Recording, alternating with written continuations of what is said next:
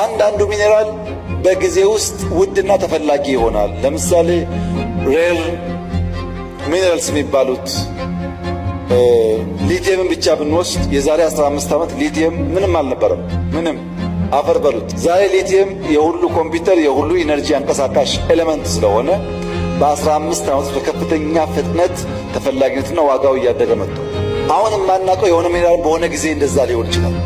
ዛሬ አታውቀውም ማለት ነገ አይፈለግም ማለት አይደለም። ማዕድን ከፍተኛ ጠቀሜታ አለው። ኢትዮጵያ ውስጥ እንደ እርግማን ይቆጠር ነበረ። እንደ እርግማን የሚያስበውን እሳቤ ብሬክ አድርገነዋል። የለም አሁን እርግማን አይደለም። የማዕድን ሪሶርስ the resource is the property of the citizen ይባላል። ፕሮፐርቲው የማህበረሰቡ ነው። ማዕድን የሲቲዝኑ ሀብት ነው። ነገር ግን ማኔጅመንት ኦፍ the resource is the responsibility of the government። ማዕድን የዜጎች ሀብት ነው። የሚያስተዳድረው ግን መንግስት ነው። ለምን? ማዕድን ዩኒቨርሳል አይደለም።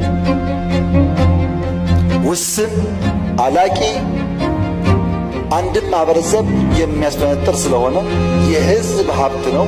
የሚያስተዳድረው መንግስት ነው። የሚያነቃቃው ግን ሁለንተናዊ የኢኮኖሚክ እድገትን ማረጋገጥ ነው።